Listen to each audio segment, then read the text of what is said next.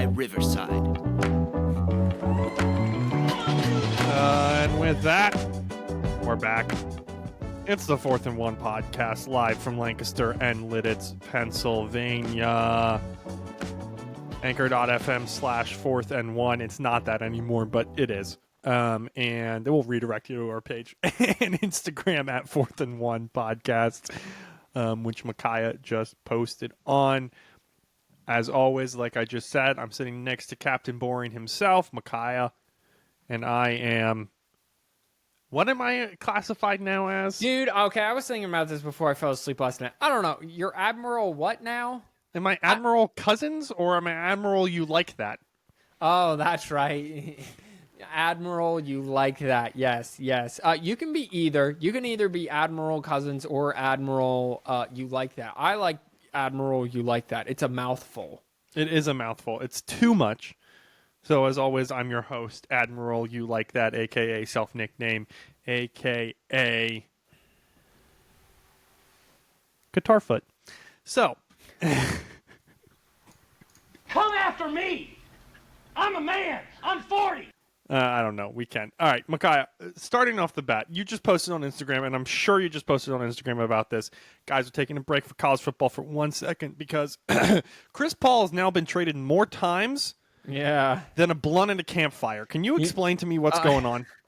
First of all, that's a great analogy that you just had. That's A+, and that's why you're Admiral. You like that. So here's the deal. Yeah, so Chris Paul, listen, when you're an elite mind, everyone's going to want you. But when you're not an elite talent, no one's going to want you at the same time. He's also old, and he doesn't have a championship ring. So he's good enough and smart enough to win a championship. But whenever it gets down to the nitty-gritty, he's just never on the basketball court. Is that straight vodka? Because I could use some of that after the day I've had. Yeah, I wish that's for after the... That's for after the podcast. For after the pod. It's... So, when he got traded from the Clippers to Oklahoma City for Russell Westbrook, he was deemed at that point too old to really be effective. And then he took the Oklahoma City Thunder as a 4 seed into the playoffs. Granted, it was the bubble, but they were the 4 seed even before the season shut down. And then people are like, what? He's still good? Or I guess it was not from the Clippers, it was from Houston. He went from Houston to Oklahoma City. So he couldn't get it done with James Harden. He was basically a throwaway player. He basically resurrected his career in Oklahoma City. Then he was brought to Phoenix, took that team to the finals. Then Giannis all over them, as I said in my 10-minute sports report. And now the Suns are tired of him because he's injured and he can't get over the hump. So now he's going to go be the grown-up on the aging Warriors team. Basically, the Warriors are putting together a senior citizen team. First of all, that just doesn't make sense when you've had a talent developing as well as Jordan Poole does. Again, I don't want to spend too much time on this, but this doesn't make any sense to me. So,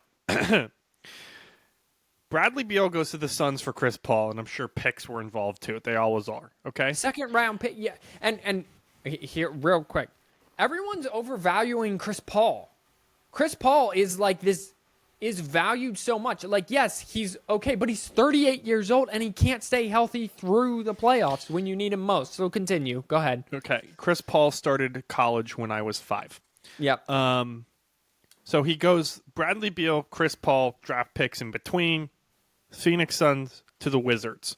There was supposedly a 3-way trade somewhere around there, possibly sending Kristaps Porzingis up to Boston. Boston. So he finally got there. However, it was supposed to include Malcolm Brogdon going to, I think, the Wizards in exchange. What we learned from the NBA is No, he more was going to the sports needs Clippers. 3-way trades because they're confusing and that makes them fun.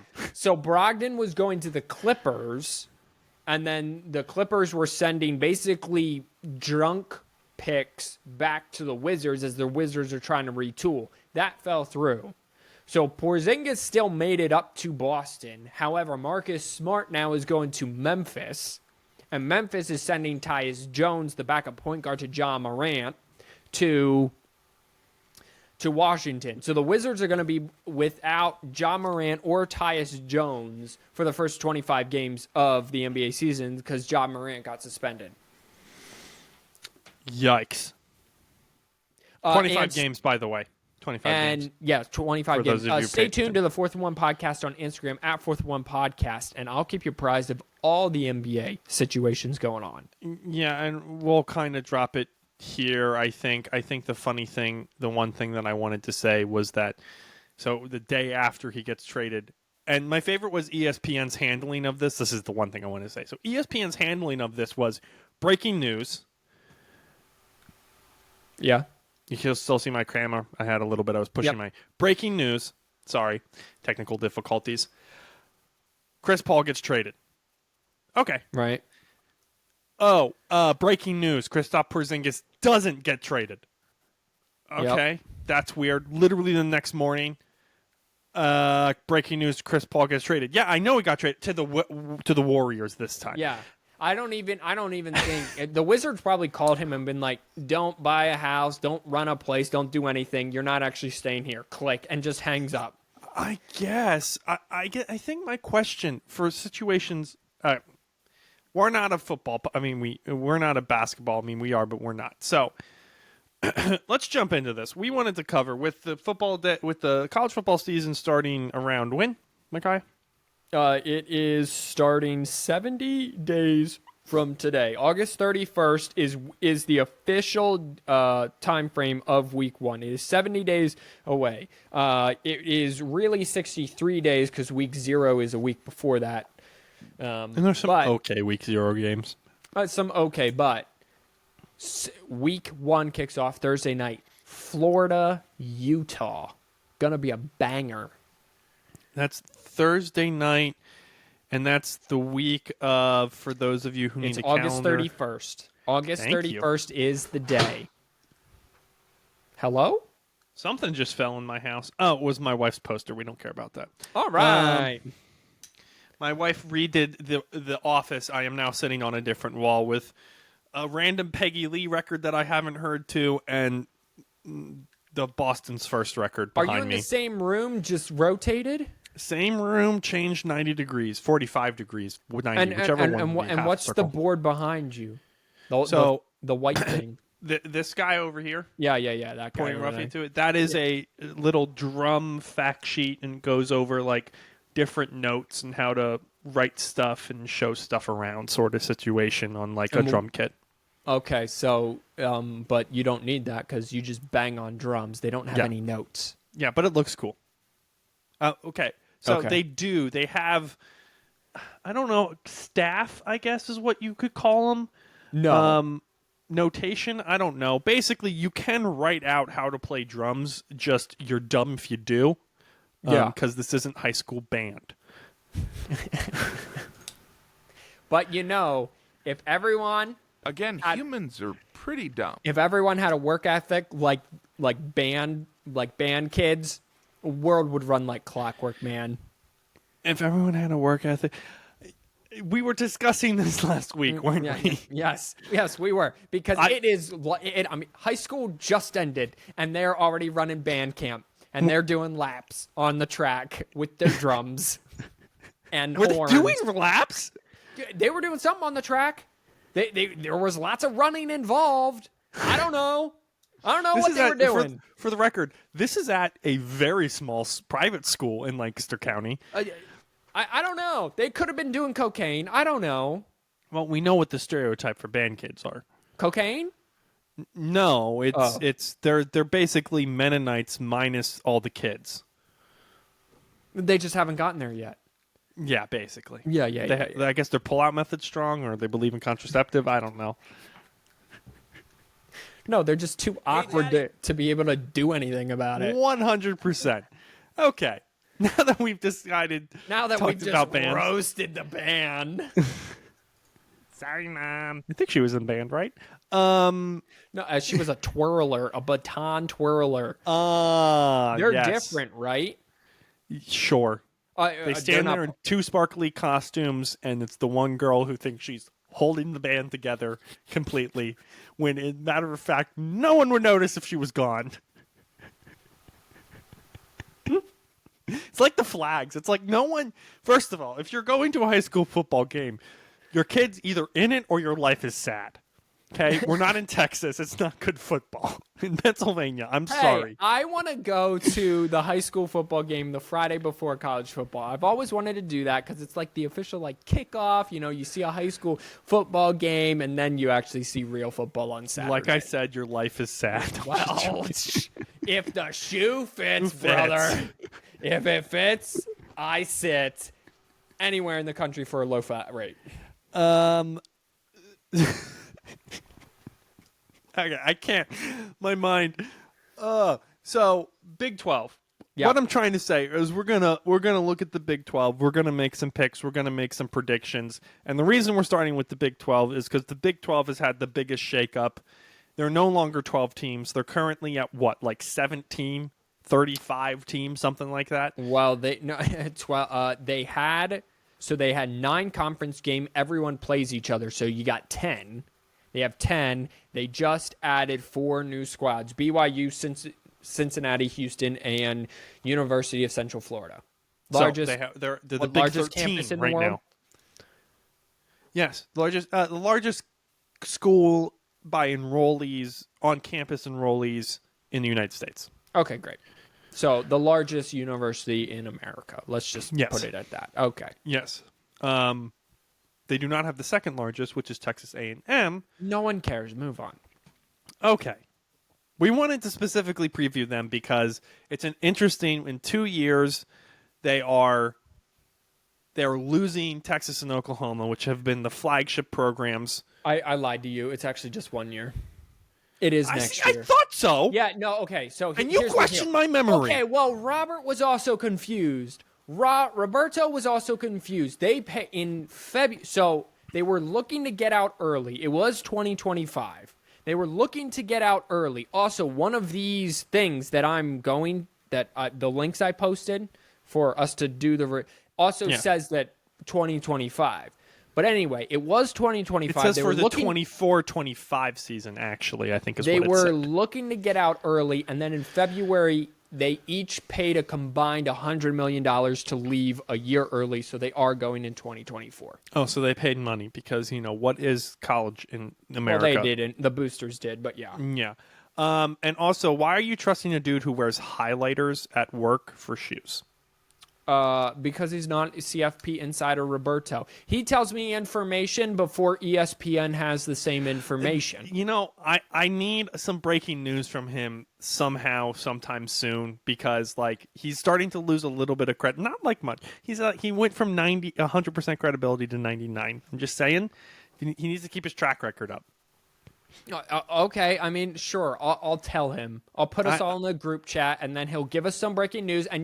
But here's the thing: he'll give us the breaking news, and you'll be like, "That's not news." And then ESPN 5 days later will get a hold of it, and you'll go, "Holy shite! That was breaking news." I'm more impressed the dude has time and energy, because you could find what he's looking for, but he has to be deep on forums. Well, here's the thing. He's single. He has a and dog. ready to mingle. And he lives in no Middle of man's nowhere? land. Yeah, Yeah, he lives okay, in the that middle of checks out. nowhere. Yeah, That checks out. But he's probably either owns the place or paying $2 for rent, $2 and a handshake or something like that. Probably. I don't know. It's that. All right. So do you want to look at predictions as fueled by Athlon Sports, or do you want to look at the schedules first? Well, they go hand in hand. Okay. So well, I let's look figured at that we Texas because Okay. here's the deal. Texas.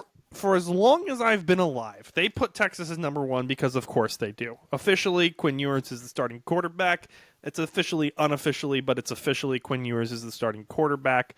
Arch Manning probably is number 2. However, he looked like absolute dog poop. I actually did prep for the podcast for once. Oh. I watched the orange and white game, spring game, and this is going to sound really racist. Sorry, welcome to the podcast.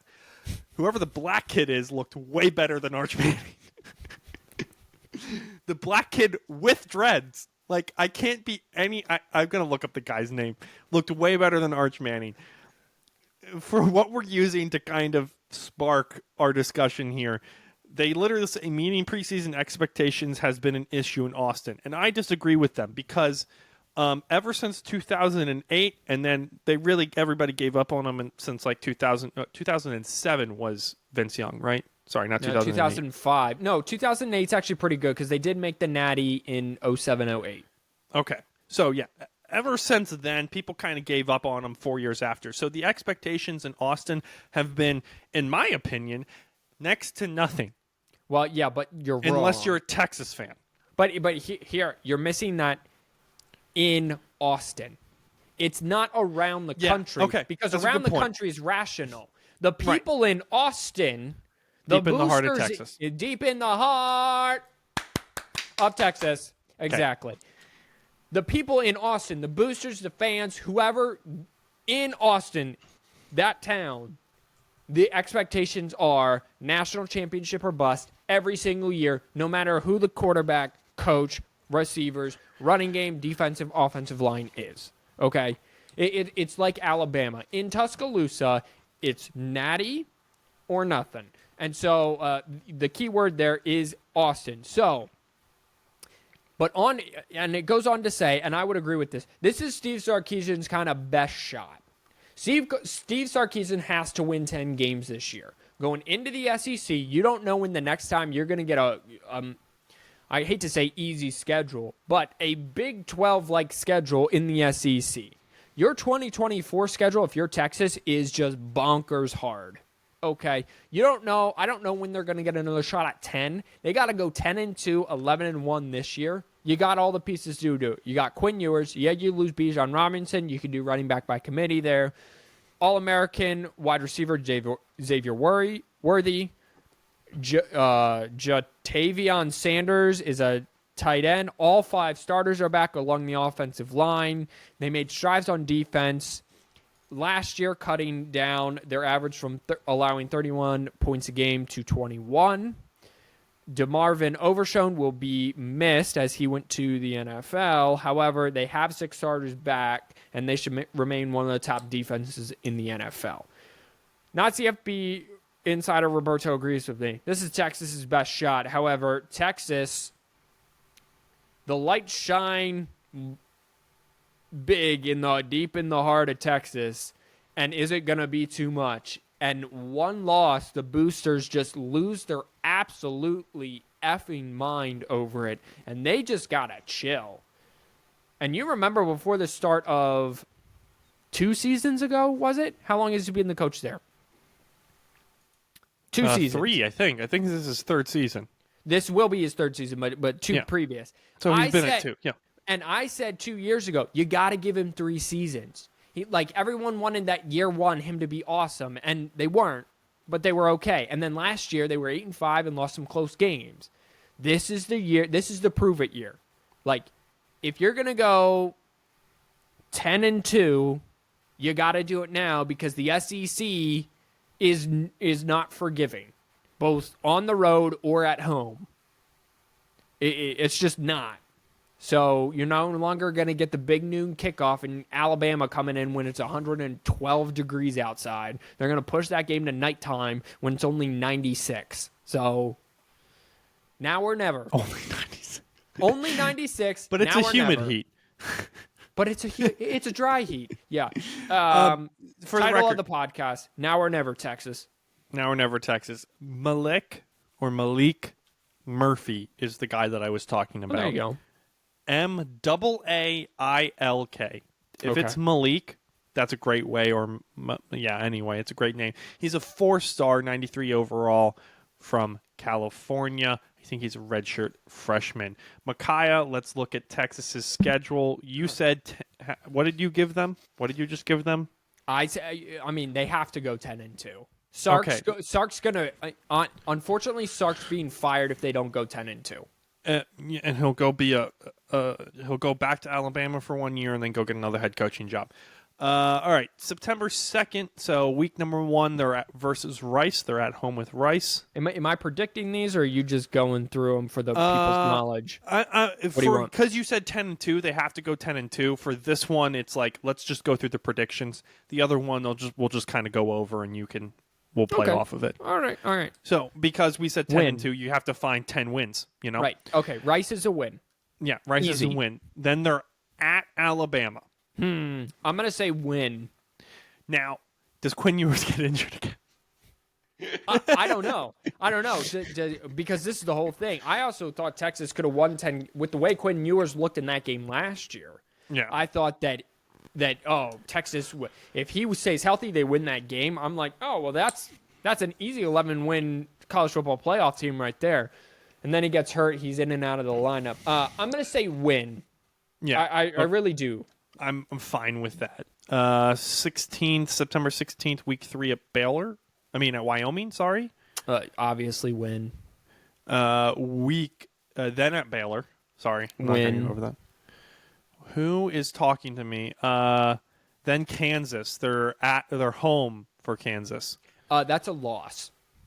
You're gonna say that's one of the going to be the games they drop just randomly. They lose to Kansas all the time. In That's the fair. last 4 years, all they do is lose to Kansas.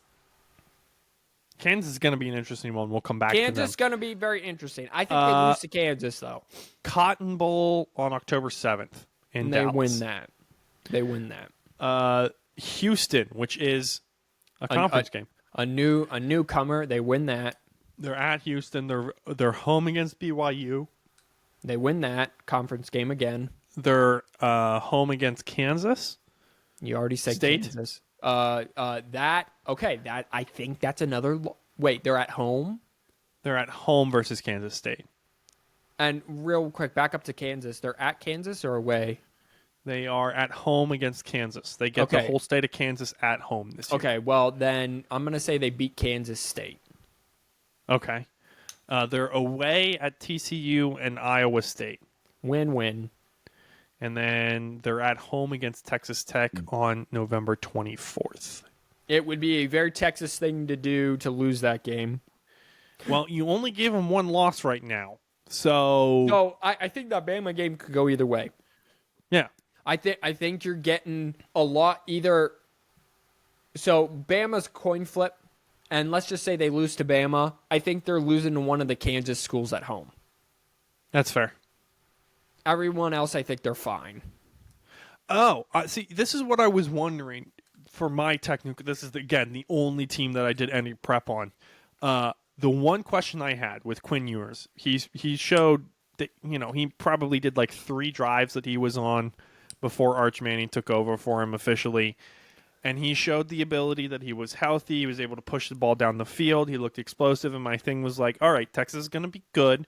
Their wideouts are good. Their quarterback is good. It's going to be up to their offensive line and their run game. And I didn't know he got all 5 starters returning on the Yes. offensive line. That's a good thing. Yeah, it is.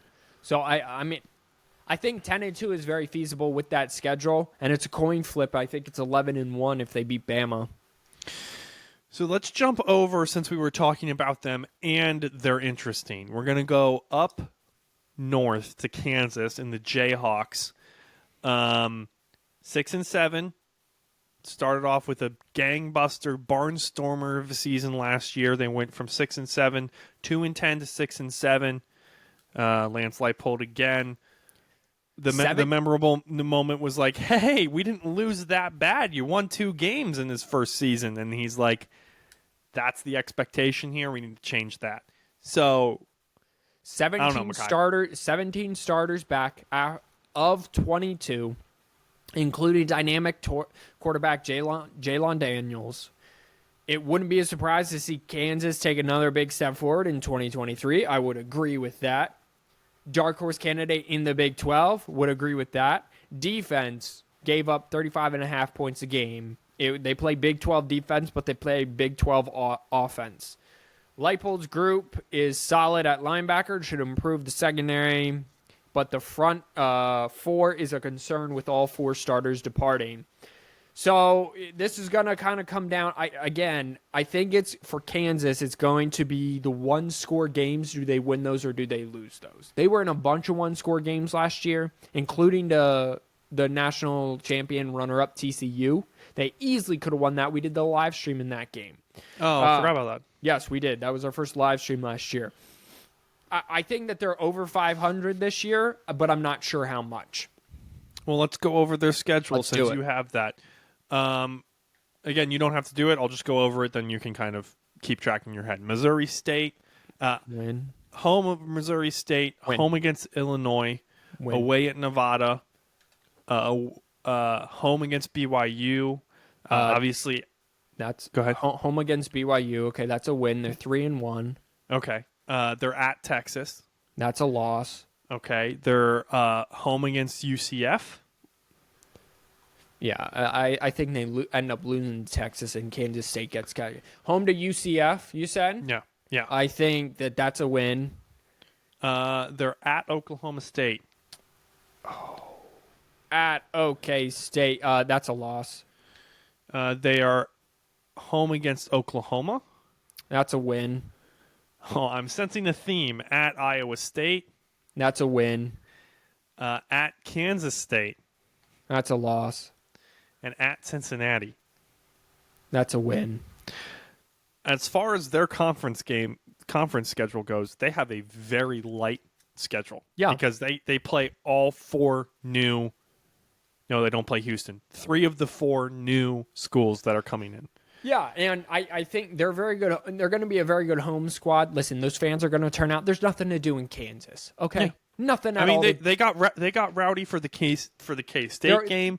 They got rowdy for the upset against Texas 2 years ago. They're already talking about making that stadium better for fans. Yeah. They had a sold out. By the third week, they had sold out games already, and that hadn't been done in 17 years. That's 8-4 based on my calculation. That's a good jump forward from 6-7. Yeah. Then in Lance Leipold in year 4, you're going to have a senior quarterback probably in Jalen Daniels. Your defense is going to be better, et cetera, et cetera. Now you're really pushing the envelope in the Big 12 for a 10-2. Oklahoma, Texas depart. So Texas is no longer there, so you can't get that easy win for you. Yeah. So it's 8-4 would be awesome for Kansas. That would be awesome. And for the record, Micaiah, that is your expectation. You're thinking 8-4. Yeah.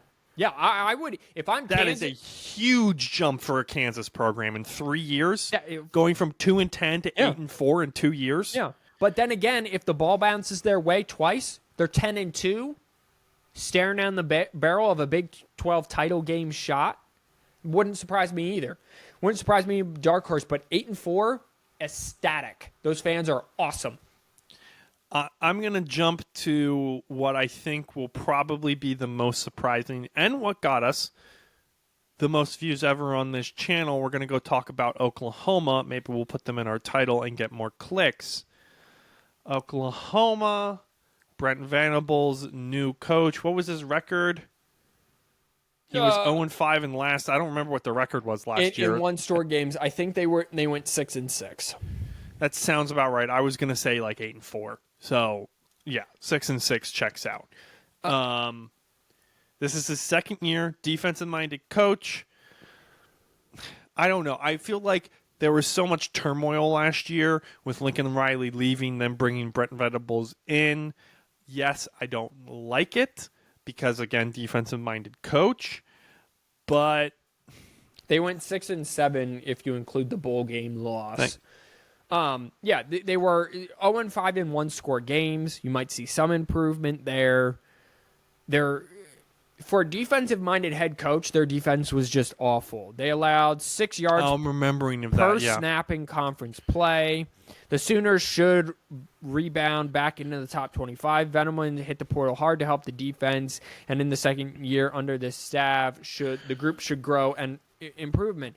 Here, Marvin Mims departed last offseason. Jeff Lebby, who was under Lane Kiffin at Ole Miss and then came on over to Oklahoma, is great. They have Dylan Gabriel and Gavin Schock and Javante Barnes leading the offense. But here's the thing. Like you said, it's a defensive-minded head coach in an offensive league, in an offensive conference, leading Oklahoma. And Oklahoma hasn't really, they had great, so Bob Stoops was awesome, won the Natty. Then there was a whole lot of nothing under Bob Stoops. Then he hired Lincoln Riley, and it was a whole bunch of success. And then Lincoln Riley had a whole bunch of success, but no national championships to follow. So I'm not buying the Brent Venables hype. I'm really not. He'll improve the defense, which Oklahoma hasn't had a good defense since probably 1998. Or actually, first losing season since 98. So since they won the Natty in 2000. But I'm not an Oklahoma believer. So the 2023 recruiting class, they ranked 6th, above, funny enough, now most of these were probably Lincoln Riley recruits, above USC. And I'm curious, I want to look at their transfer for this year, which is 2023 or 2024. 2023, they rank 8th according to 24/7 Sports. Yeah. So I'm just giving you that more information, like you were saying. They really brought in a lot of people. But also, Oklahoma, their boosters aren't going to be forgiving either. I mean, If they go 7-6 this year, or 8-4, you're heading into SEC play with no momentum. Because 8-4 in the Big 12 is 5-7 in the SEC. yeah. Right? So, I mean, in order for the boosters to be happy with Brent Venables going into SEC play, you have to be going 9-3, 10-2. You have 100%. I think it's fair to say his seat is a little warm. While I don't think it's necessarily hot, I think it's a little warm. Yeah. And I mean, Because it's a shame. I think every head coach should at least get 3 seasons without question. It's 3 seasons without gauging temperature of seats. Then after that, then you can start turning up the heat a little bit. But, I mean, he's not going to get it. Go through their schedule, and I'll show you. Arkansas State. And that's a win, obviously. SMU. Both those games are at home. Yeah, win. Okay, they're 2-0 just like last year. At Tulsa. Okay, that's another win. At Cincinnati. Here we go. At Cincinnati. Yeah. That's a win. Post Luke Fickell. Yeah, no, post Luke. they're not. Fickell. They're not. They're not doing. They're 4-0, and they were and I think they were 6-0 last year, or they were 4-0. They were They started hot. Luke Fickell went to Wisconsin, right? Correct. Yeah. I forget who went to Nebraska, who went to Wisconsin. They confuse me. And we'll get to Cincinnati and their new head coach. They're Iowa State. Iowa State. That's a loss. They're Texas. at Iowa State or home.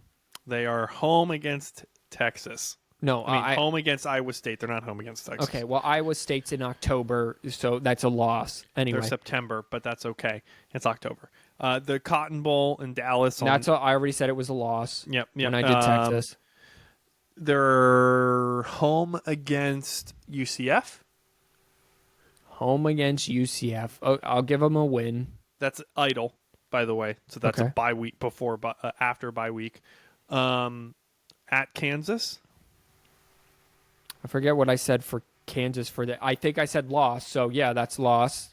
Bedlam on November 4th, Oklahoma State. Oklahoma State. At Oklahoma State, that's a loss. They are home against West Virginia. I think that's a win. Well, I'm not too high on West Virginia. However, they'll probably end up winning the whole thing. Their last 3 are against three-letter schools. You have WVU, you have BYU, and you have TCU. Okay, so they're WVU, you already said is a win. Yeah, and then they're at BYU. That's a loss. And then they're home against TCU. I think that's a win. So that's 7-5. Yeah, TCU lost all 3. Yeah, we're gonna go over them. Okay, 7-5. That's nice of you, I think. Yeah, but I mean, I'm gonna put them at 6-6. Like, that's the type of team that they seem like. I honestly, and if they go 6-6, he's out of his job. There's no way that someone doesn't yell at somebody and go, "We're going to take a 6-6, 2 back-to-back 6-6 coach into the SEC." Well, I just don't understand how people are rating Oklahoma so high. They're rating on brand alone. Yeah, that's why. They're rating on Lincoln Riley's people who didn't decommit from Oklahoma when he recruited them. They're 4 5-star recruits that they brought in and a good transfer portal. And they're seeing that and going, yeah, materials equal quality. when that's not the case. They got to put the coaches together, and the think- coaches actually have to be able to I do think what they need to do. Venables is an awesome defensive coordinator. He's the perfect defensive coordinator because he's 100%. high energy. He calls the right plays. He's very aggressive. Yeah. But sometimes you just got to go with the vibe, right? Yeah. Yeah. Like sometimes you got to go back to 1970, sit around the campfire, pass around a J, and mellow the vibe. And Venables and Oklahoma especially, just doesn't fit my vibe. And something's off there, and I think they're 7-5. We'll see if he's right. We'll see if he's wrong. Let's jump. We got to actually do someone else other than the big names. Let's take a crack at one of the new guys. Let's look at UCF. Okay. So UCF is coming from the AAC. Yep. They have them, again, Athlon Sports has them the 9th best team. Dynamic quarterback John Rice Plumlee. He plays both baseball and football. Gus Malzahn, who was an SEC coach That's at huge Auburn. for UCF right now. Yeah. Right now, that looking pretty good. This is the best, should have the best season. 4 newcomers, he's one of 4. Malzahn needs to identify a couple new starters in the trenches, as well as Plumlee supporting cast, Kobe Hudson and Javon Baker, and running back R.J. Harvey. They are strong.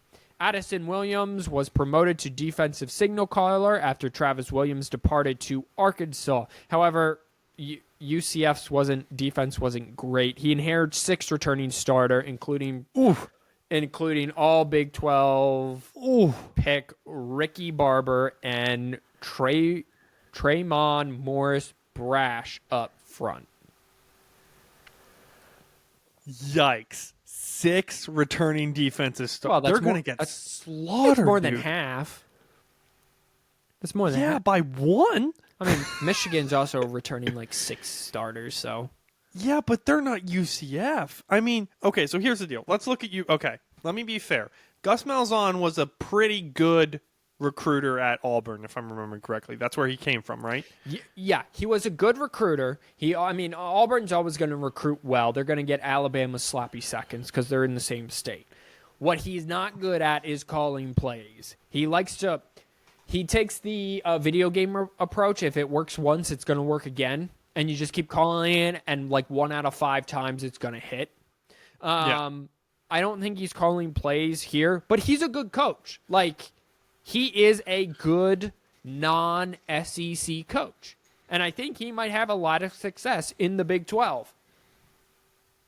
I think he might as well. Yikes.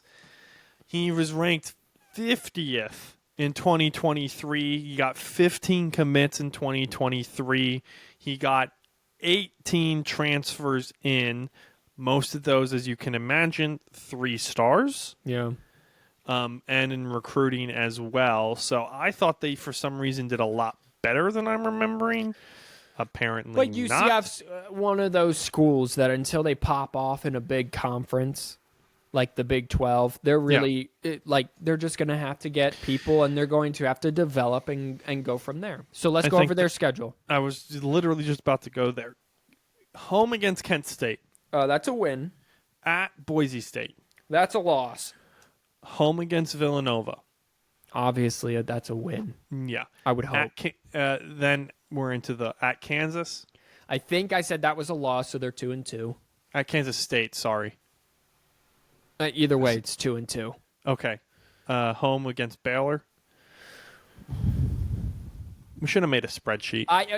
So we should have. We tried this last year, and it just didn't work out. I think they beat, again, their home field advantage is ridiculous. They're in the bounce house. So I think that's a win. Okay. That was Baylor, right? Yeah. Then they're at Kansas. I think I said that's a loss, so that's 3-3. Yeah. Bye week, then at Oklahoma. That's a loss, I said. Yeah, I think you said that was a loss. Versus West Virginia. That's at a home. win. Okay. At Cincinnati. That's a win. Versus Oklahoma State. At their home, Oklahoma State? Yes. That's a win. At Texas Tech. I'm going to say loss. Versus Houston, at home with Houston. That's a win. I think one of the things where what do you got? 7-5. 7-5. I think, and again, I might flip that. That's kind of what I'm thinking. I think what we're gonna find two things. This is my genius take that you're gonna get from me before we move on. Okay. One, we're gonna find out that Florida players don't necessarily know what they're doing, and they're gonna have a welcome to the NFL moment when they come up and meet these corn-fed Midwestern Southern boys. Which, I mean, to be fair, it's national at this point, but, like, the vibe is different. You know, it's the largest school at UCF. Right. The second thing is we're going to see teams not know how to handle Orlando. Because Yeah. to Yeah, be no, 100 you're from right. a weather perspective You're right. and from a vibe perspective, you can't really, okay, Oklahoma, okay, Austin, but, like, there's nothing's as deafening as a true fan base. It's not. They don't bring the size, but you're right. Yeah. It's the weather, and it's a combination of. It's relaxed because it's Orlando and Disney's right across the street. That's funny. That's probably, yes, you're right. That's the most genius take you've had all podcast. A lot of teams are going to find out that they don't know how to handle Orlando. I'm the best there is, plain and simple. I mean, I wake up in the morning, I piss excellence. So here's the deal. They went 9-4 last year. Yeah. In the AAC, they almost won it. Tulane won it. So I'm just saying that they're going to get clipped by some Big 12 teams, at least 3. 7-5 isn't bad in a new conference. It's not. No, and that's But what people. And also, that doesn't put them 9th. Are you writing these down, by the way? What, my winners? No, the team and the records. I mean, I can. We should have been writing those down. We you know. should have been doing this. And now I'm going to have to erase all my notes from last year. You can move them to a separate page. I can what now? We can archive them, bro. I don't know how to do that. Just move them to hit the enter button until there's a blank page, and then start typing on the blank page. I mean, I don't need all my stuff from last year. Maybe we want them for posterity's sake. I mean, we kind of do. So wait, just keep going to a blank page. Yeah, and then just start writing on the new page. Are you going to actually archive these, or is these going to be like later? I'll probably archive them on a different page that you have Okay. access to, but you know. Okay, so Technically, it's in what did production. we said Texas was 10-2, right? Yeah. I said Texas was 10-2. This is great podcasting, everyone. Go look at our Instagram at 4th One Podcast if you're bored. Oh, Or- and we're 40 minutes in, and we have only done 4 of the 13 teams. Yeah, we're going to speed up here. Who else did we do? We did Oklahoma, Yep. who was what? 7-5? Yeah. We You did said 7 and We 5. did UCF, which was 7-5, Yeah, and we did Kansas. and we did Kansas, which was 8-4. 8-4. Yeah. I spelled Kansas wrong. That's spelled it okay. right. Okay. All right, let's speed up the pace. The team we all forget is in the Big 12 because they shouldn't be West Virginia Mountaineers. This is do. Wow, I said that 4 times. This is do or die for Neil Brown. He came over from Troy. Troy just won the Sun Belt, I think, or wherever they're from. They're coming off 5-7. He's 22-25 overall since taking over in 2019. Defense surrendered 33 points a game. Standout Dante Still will be missed up front. A leaky secondary. 14 plays of 40-plus yards allowed last year. Has to be better. Quarterback battle between Garrett Green and Nico Marcolio will continue into the fall. The offense has solid foundation with a slew of running backs, including C.J. Donaldson.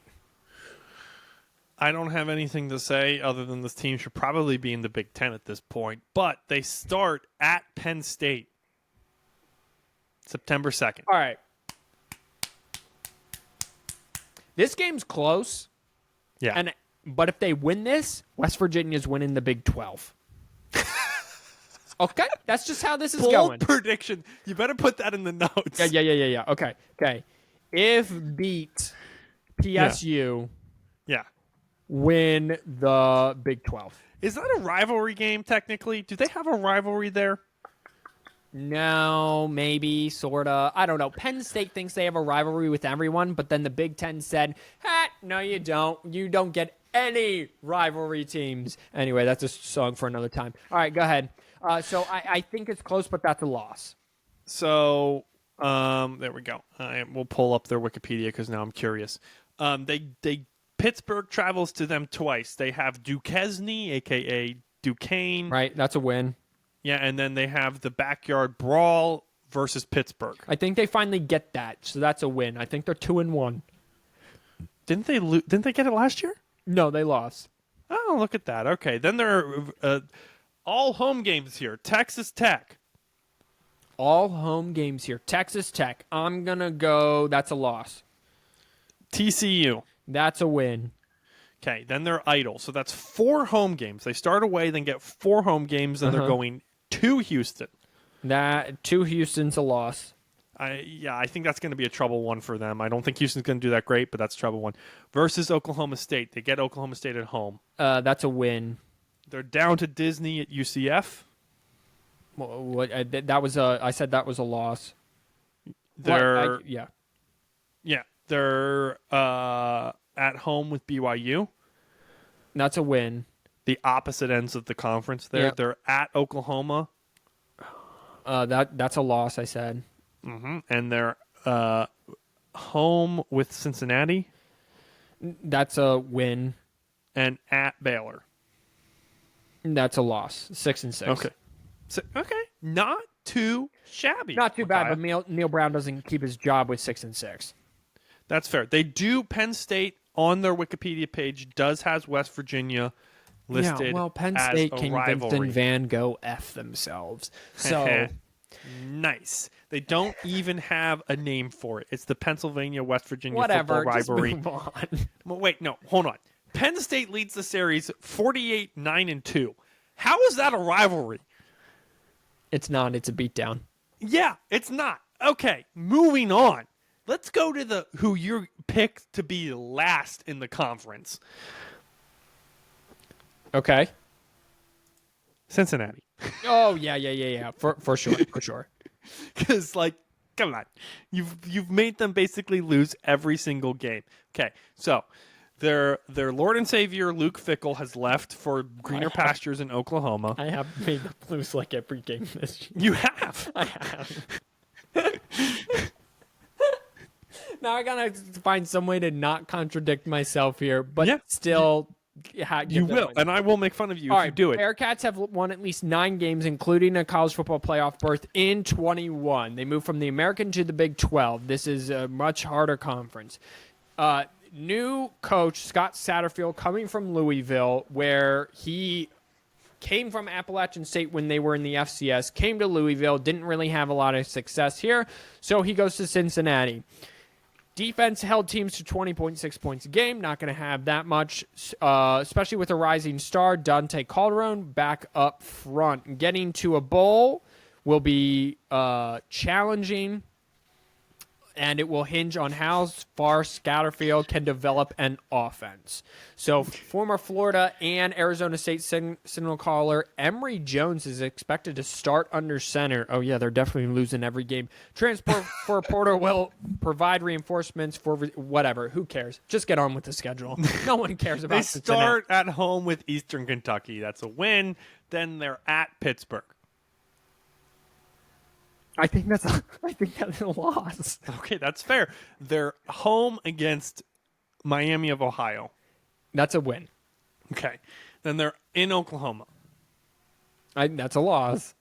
Sorry, they're home against Oklahoma. Yeah, Still a I loss. think I should give They're them. at BYU. I think that's a loss. Okay. At Idle, then to Iowa State. I think that's a win. Sorry, home against Iowa State Oh, and even home more- versus Baylor. Home versus Baylor. I think that's a loss to Baylor. But they beat Iowa State. At Oklahoma State At Oklahoma is a loss. versus UCF. They're home versus UCF. I gave them a loss already. They're at Houston. I'm gonna give them a win. Okay. And Yeah. then they're at West Virginia. I gave them a loss there. Yep, and they're home against Kansas. I think that's a loss again. Yeah, you gave them a loss. That's 4-8. Like the thing said, write it down. It's going to be tough to get a ball game for Cincinnati. I just don't and believe it in sucks. Scott Satterfield. He's the worst coach in this. He's worse than Brent Venables. You and I agree 100% on this. The worst thing for Cincinnati is the fact that they needed to do good this year if they wanted to recruit again. Because they brought in Luke Fickell, he recruited, but then all of his recruits left. He did okay the next 2 years. And then, now what?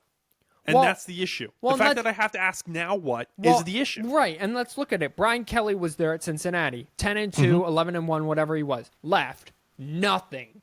Terrible. Right. Luke Fickell comes along, rebuilds that program. Yep. Now you get Scott Satterfield, a whole bunch of question marks. You can't do it at Louisville. Louisville and Cincinnati are the same level of program. Yep. One's just in the ACC. Did Scott Satterfield have Lamar? No. Okay, I thought he That was was after Bobby Lamar. Petrino. Yes, lovely motorcycle neck brace himself. Yes. Okay, there's another trend emerging here for you, Micaiah. Okay. And let me see if I can find him here real quick. Louisville was 8-5 last year in the ACC. By the way, under Scott Satterfield, which isn't bad. It's a bowl game. It's a bowl game, but Emory Jones is not a good quarterback. I don't know what he's going to think he's going to get out of it. I don't remember. So let's go to this guy. Come after me. Oh. I'm a man. Okay. I'm 40. Somehow this dude hasn't died yet. Doesn't look like he's aged at all. Grew a mullet, and is somehow always in the running for the Big 12. He hasn't Now referred to as the Big 13. He hasn't had a losing record since 2005, and it might be at let me start over. Yep.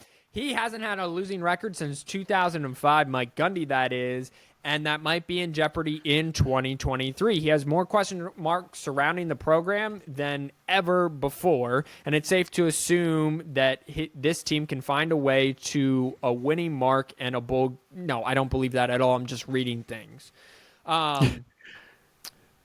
It's going to be a bunch of coin flip games.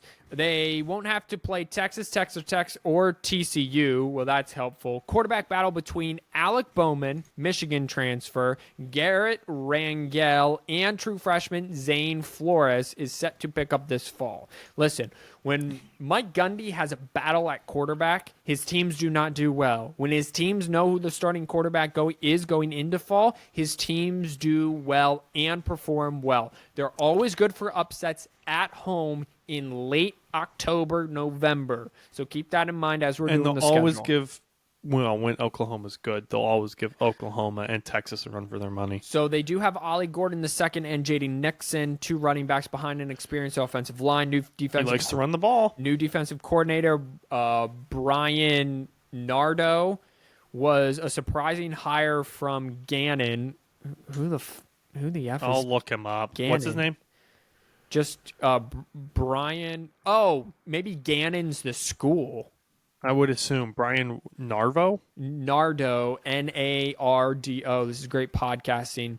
The transition to a 3-3-5 scheme might take some time. That's not what I want to hear. But they're switching defensive schemes. They're switching defensive schemes to and a 3-3-5. Yeah, Have you heard of a more Big 13 scheme? No, because that is that's a Big 12 scheme right there. 3-3-5. Yeah. You know Big who? 13. You know who coined that? Rich Rodriguez in West Virginia. At West Virginia. Okay, so for the record, this Brian Nardo dude, defensive coordinator, first year at OSU, 16 years overall in Ohio, coaching, that is, 2008. Oh, maybe that's where he graduated from. Dude doesn't have a Wikipedia page. That's how you know this is.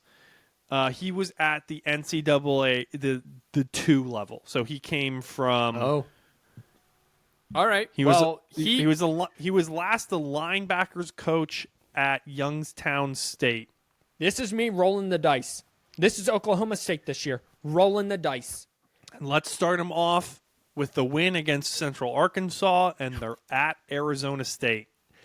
That's a win and a win. He starts off Okay. strong. Arizona State, not very good this Make it year. 3. Make it against a very good. Oh wait, South Alabama. That's not USA. Yeah, that is USA. The Polar Bears of South Alabama. Are they they get them at at or are home. they at home? They're at home. Okay, 3-0. Yeah. Guys, remember the Polar Bears were good last year. At Iowa State, That's a loss. bye week, then they get Kansas State at home. That's a loss. This is hard. Then they get Kansas at home. And I think I gave them a loss there too, so they're 3-3. Okay, they're at West Virginia. I think I gave them the win there. We're testing Makai's knowledge here. Yeah. They're fourth Bedlam against Oklahoma. I believe you gave them the win there. I did give them the win there. Thank yes. you. Yes. They're at UCF. I gave them the loss there. They are at Houston. I'll give them a win there. And then they are home against BYU to finish the season. I must have missed a game there. At home, BYU, that's a win. I have 7-4, but I'm pretty sure that's supposed to be 8-4. It's either 8-4 or 7-5. Either makes total sense for this team. I'll I give them agree with you, 8-4. but don't be surprised if they drop 3 games out of nowhere. No. Or and then don't be surprised if I wouldn't be surprised if they lose to South Alabama Yeah, and then just rip off 6 straight. yeah. And then all of a sudden you're looking up at the end of the season and you're like, Oklahoma State's in the title game? That's how the Big 12 is. I feel like you like any team except for Cincinnati and West Virginia, you'd be like, "Oh yeah, okay. I could see this title game happening. That's fine." We're gonna leave the defending title guys, putting a pin in it. We're over halfway there. We are over halfway there. Living on a prayer. Iowa State, Okay. the Fighting Matt Campbells. Dude, has he taken a nosedive in the past 2 years? Yeah, 4-8 last year. He didn't have an experienced quarterback. Holy crap! Did Brock Purdy show how good of a quarterback he is? So missed out on bowl game and first losing mark since 2016. Don't expect Matt Campbell's team to be down for long. I would agree with that. Hunter Decker returns at quarterback after ranking 4th in the conference in total yardage with 260 a game, throwing 19 touchdowns. He needs a new number 1 wide receiver. Xavier Hutchinson left for the NFL. Iowa's defensive certainly wasn't the problem as they led the Big 12 in fewest points allowed. That's back-to-back seasons. They always have a great defense. They allowed 20 points, and they had the number 1 rush defense in the conference. 7 starters provide a strong foundation for coordinator John Heacock. Nice. But the defense will miss edge rusher MJ McDonald IV and MJ Anderson. Lots of MJs there, along with safeties Anthony Johnson. Again, all brought to you by Athlon Sports. Let's do it. They are much more positive than you have been so far. Let's put it that way against Iowa State. They start off with a win against a tough, but it still be a win against FCS rivals Northern Iowa. Okay. I'm asking. Yep. Okay. Win. Good. Yep. Then barely. They always almost lose that game. Well, Northern Iowa was one of the best FCS teams. You have to always remember that. Yeah. Fair, but they almost lose. Yep. They're at first 2 games are at home, Northern Iowa, then Iowa. They're staying in the cornfields. I think they start 2-0. I don't think Iowa really kind of starts picking up until later. Yeah, you and I agree with that. They're at Ohio in drug capital Athens. 3-0. A bunch of teams are in the Big 12 starting 3-0 this year. They're all playing cupcakes. That's Really? why. They're versus Athens, Ohio is the drug capital of the world. Dude, do you not remember when Joe Burrow was like getting tossed around? He's like, yeah, it's like really rough down here, and it's like that's where Joe Burrow's from. He's from Athens. Bro, I have no idea. Okay. Anyway. Okay. Continue. 3-0. My favorite, side note, my favorite video still is the video when it was JT Barrett, and behind JT Barrett was, who was behind JT Barrett? Not the Justin Fields. Yeah. And behind Justin Fields was Joe Burrow. Right. Yeah. That's still one of my favorite it was videos. Haskin, the guy who just got Haskins, Barrett, Fieldsboro. Yeah, so- That's what it was. Sure. Okay. Oklahoma State at home, 23rd of September. I think I gave them the win there. Or I think I gave Oklahoma State the win there, so loss Yes. for Iowa. So there's 3-1. Yep. At Oklahoma, That is a win for 4-1. Yes, you gave it to Iowa State if I'm remembering correctly. Okay, yep. Versus TCU. It's a win. Okay. Oh, okay. I'm not high at on Cin- TCU either, so go ahead. Yeah, well, we're gonna find that out. We're gonna soon. find out that at Cincinnati. at Cincinnati, I think I gave Cincinnati the win there. So a loss. Yep. At Baylor. At Baylor, I'm going to give them another loss. Cool. Against Kansas. I gave Kansas the win there. Okay. At BYU. I'll give them the win there. Versus Texas. Home against Texas. Loss there. And at Kansas State. I'll give them a win. So I think they're 7-5, but honestly, I think they're all one-score games. Yeah. I think all their losses are one-score games. If Oklahoma State is a roll of the dice, Iowa State is the flip of the coin. Yeah, for sure. You're welcome. Yeah. You're welcome for that soundbite. That's a perfectly good soundbite. Since we're there, and we've teased you guys long enough. TCU Horned Frogs. So TCU, I can tell you right off the bat, is replacing their running back, their quarterback, their wide receiver, and I got to find them in here, and their defensive secondary person. They have them 4. It won't be easy for Sonny Dykes. They're replacing Max Duggan, Kendre Miller, Quentin Johnston. New quarterback Chandler Morris is a breakout candidate. He is a air raid coming from SMU, which I think Sonny Dykes recruited and coached a little bit there. He's reached stock talent well through the portal. I don't believe that. Although the defense are losing a couple key starters. Cornerback Josh Newton will anchor the defense. Cornerback, I should say. It's never good when your cornerback has to anchor the defense. Let's run them through because I'm not very high on them. TCU was ranked 20th in transfer. They start with Colorado. We've had this discussion. That's a win for TCU. No, it's a loss for TCU. Oh, you. Yes. I thought you said. I thought. No, when we've done this before, you've given TCU No. the win. I have said, Dion, here's Colorado. Dion's going to walk into Fort Worth and have his team pumped up and beat TCU on the road.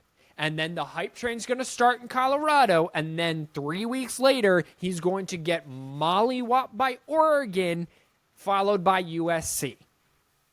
I can confirm I am wrong. Micaiah is right there. Okay, September 9th, TCU is at Nichols. That's a win. So 1-1. We're Yeah. back on track. At Houston. That is a loss. Conference game over to Sonny Dykes' old stomping ground, SMU. That's not a conference game. SMU. Houston was the conference game. Oh, Normally you oh, play I 3 see, non-conference I games. see. So Okay, they're taking a break. so 2-2. They're doing SMU on the 23rd. Yeah, 2-2. 2-2. They beat SMU. Okay. Home against West Virginia.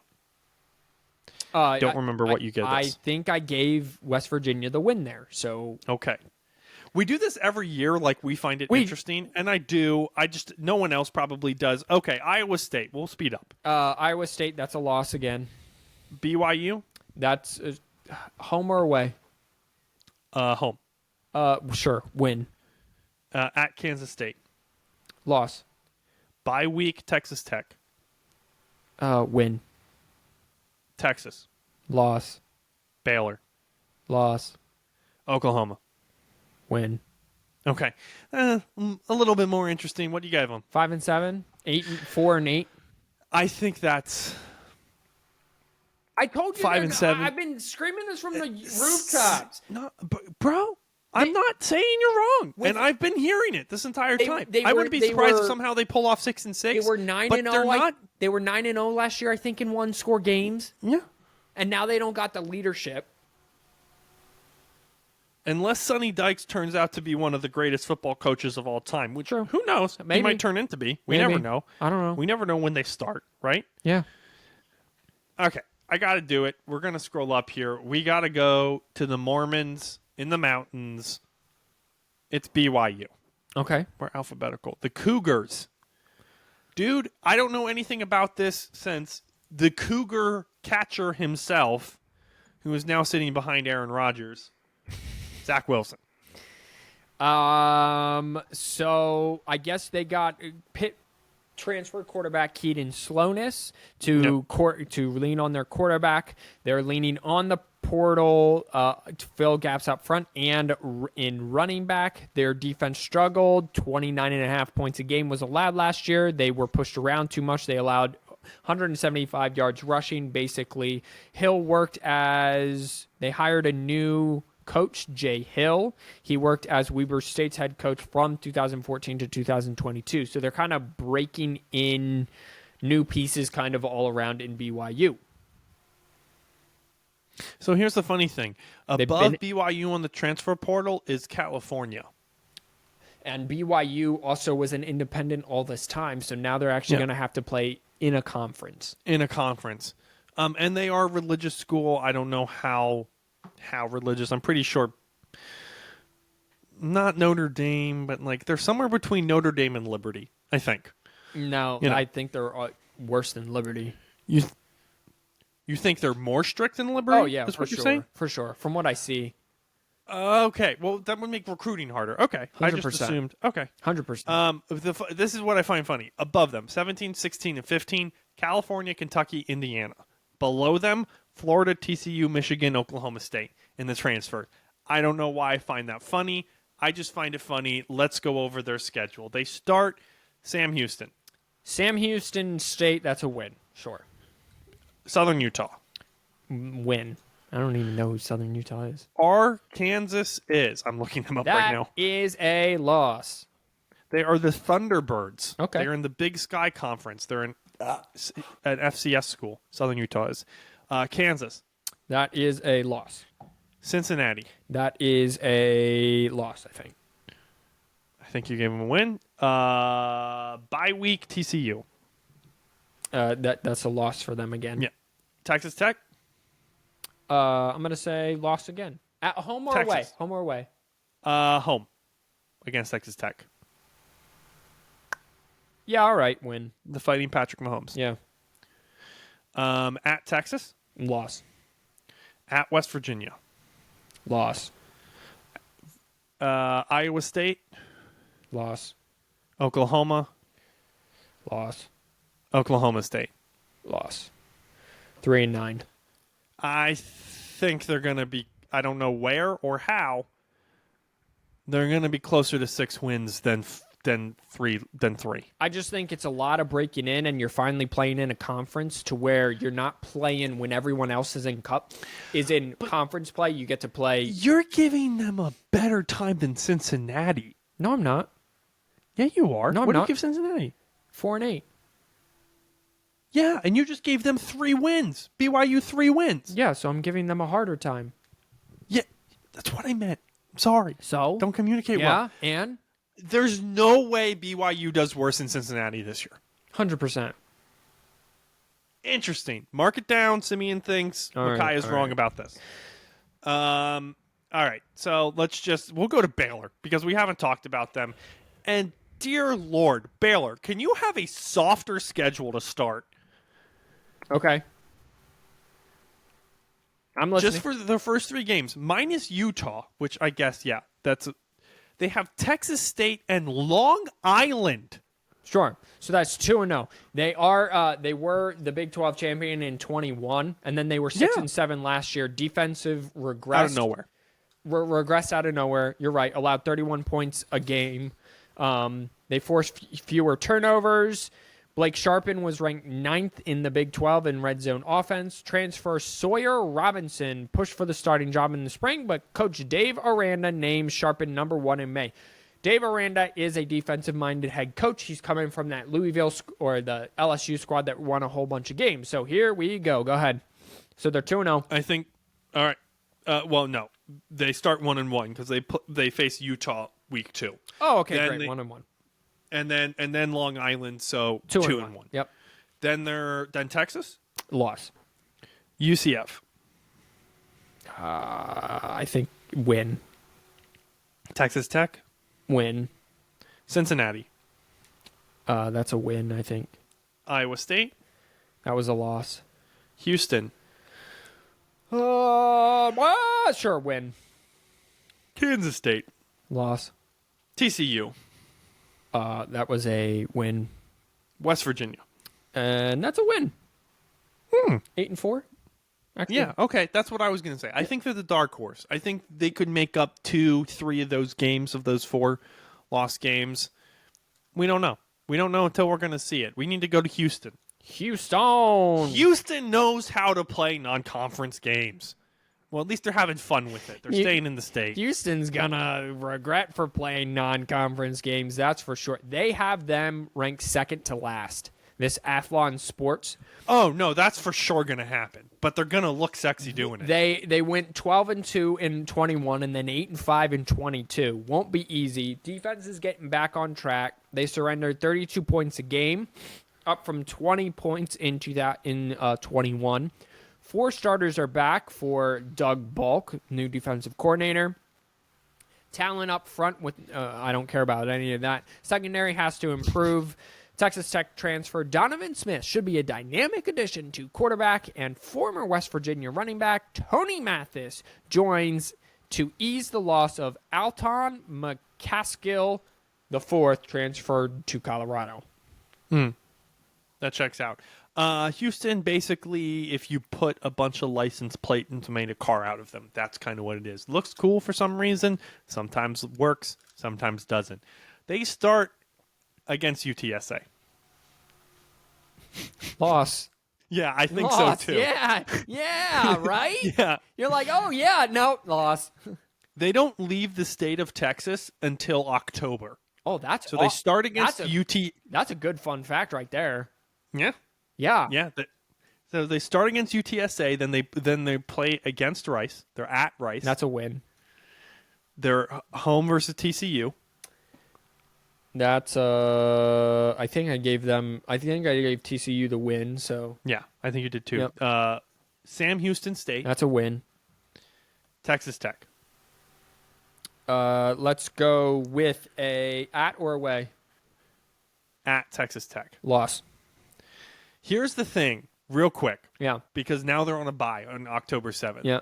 I'm going to give whoever scheduled this a ton of credit. Okay. I think it probably just happened.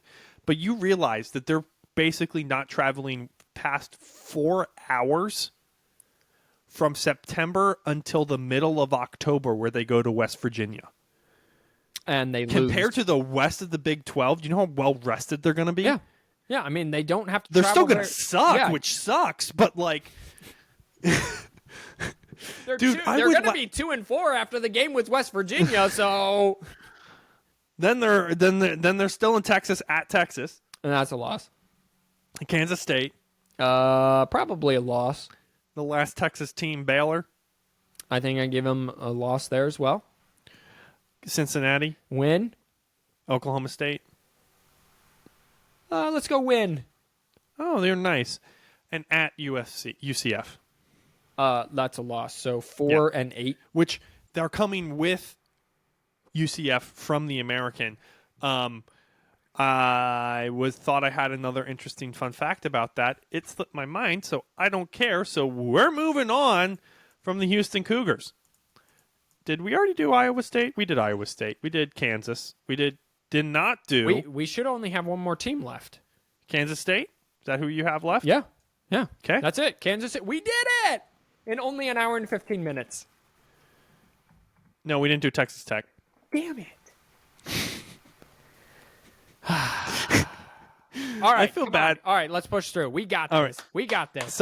Southern Missouri for Kansas State. You know what? I don't even care who Kansas State had. They're returning. They lost a They're whole bunch. returning enough pieces. They lost their edge rusher and they lost their running back Deuce Vaughn, but they're returning their quarterback. That's basically the Yes. thing. And they return Chris Kleiman, their head coach, coming from North Dakota State. So that's pretty much it. Anyway, Sam Houston, what'd you say? Sam Houston State? Southeastern Missouri. Southeastern Missouri, that's a win. Troy. Win. Okay. That's a pretty good Troy team. Missouri. Win. UCF. Win. Bye week, Oklahoma State. I don't remember who. Are they at or away? They are at Oklahoma Yeah, State. I think that was a loss. Yeah. Okay. At Texas Tech. That is a win. TCU. Win. Houston. I gave them a win. I think so. Okay, great. Texas. Okay. I think this is also a win. Oh, spicy Baylor. I gave them a loss there to Baylor. Kansas, Iowa State. I think they beat Kansas you know- and Iowa State. That's 10-2. Do you know what you're saying right now, Micaiah? Yeah, that is going to be Texas and Kansas State in the Big 12 title game. Besides that fact, you're saying that the second to last week, you're going to have most likely a 7-2, I think. Yeah. If I'm doing my math Yeah, there that sounds right. about right. And a And and an a 7 and and an 8-1 8-1 Kansas State team meeting up or a 9 for the battle for corn. That's awesome. I don't know what the rivalry is called, but it should be that. I'm here for it, ladies and gentlemen. Woo! Can you believe that, dude? 2 years ago, Oh yeah. Oh the my goodness. state of Kansas yeah. going, oh yeah, this is for the Big 12. Yeah. This is to play Texas. Yeah, In that's gonna be. Arlington. That's what we do here at the Sport 4th and 1 podcast. We do that, and we don't care about Texas Tech.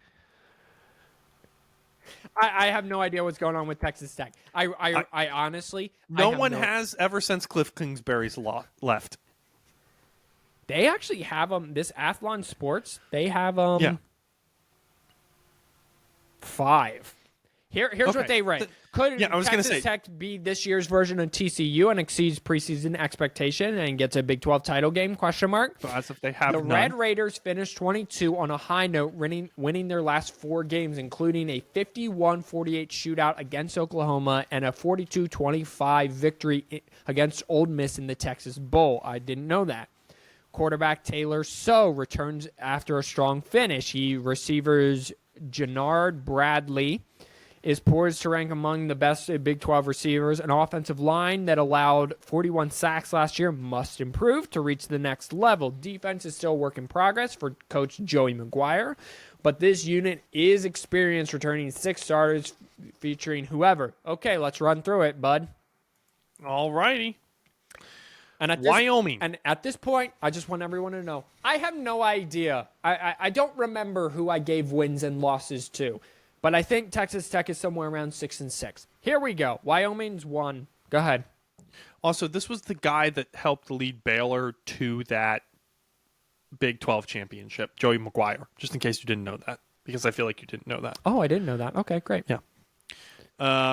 Okay, Wyoming, Oregon. Yikes. Yikes. 1-1. Who the... Tarleton? Tarleton. Loss. No, I'm just kidding. Win. I don't even know who Tarleton. They're a school in Texas. I don't even know what they want or what they do. West Virginia. Again, I don't remember. At or away? At. Loss. Yeah, I thought that's what... Houston. I think I gave Houston... I don't remember. Which way do you think I went with that? I think you gave Houston the win here. Okay, Houston the win, so lost there. Okay, go ahead. They're in the WAC, for the record, Tarleton. Okay, good. Baylor. That's a loss there. Kansas State. That's a loss there. BYU. That's a win. Pretty sure. TCU. Bye week TCU. That a win. It could have gone either way there. Don't remember. Kansas. We're so good at this. Kansas, I think that's a loss. UCF. Win, Texas. loss. 5-7. So here's the deal. Really, it's for more. Is always It's 5 more and 7. for vibe. Like, we know the vibe of each team. Yeah. What we're calling, hey, this team's going to be kind of like a 5-7 team. Even though when you check the math, it doesn't check out. On paper, these teams could be better. Sure. But in reality, they're really 5-7 teams. You know what I'm saying? No, I do know what you're saying, and I think we should have prefaced that, and we'll have to preface it when we do other conferences, and next time we'll get into it a little bit. So according to me, it's going to be Texas and Kansas State in the Big 12 title game. That's a nice title game. Well, and Kansas State would be there back-to-back years, have a chance to go back-to-back. My one, which shout out to Kansas State, my one question before we wrap up. Yep. If Quinn Ewers gets injured again for some way or another. Now, remember, this isn't an ACL or an ankle. This was a thumb. He broke his thumb, Okay. if I'm remembering correctly. Shoulder, I think, but go ahead. Yeah, it was a broken. It was not. He did not do it to himself. It was not wear and tear. If Quinn Ewers gets injured, Yeah. is Texas still there? Is the Texas team good enough No. to still be there at the end of the year? I think they're 8-5. Because you got to give some time for Arch Manning to get up to speed. I think Arch Well, that's- Manning starts at least one game this year. We did have that Yeah. discussion. You think he's number 2? I do. You think he's number 2 I- just because Sark doesn't want him to transfer? I think he's number 2 because the boosters and the fans are making him number 2, and he has to listen. I have no idea if this button's going to be correct. Oh, it is. I got it right. We're leaving you there with listening to boosters and fans. This has been the 4th and 1 podcast. We love you all. Wash your We hands. have a lot of fun doing this. Wash your hands, you filthy animals. Like and subscribe, and follow us on Instagram. Peace out. Bye, guys.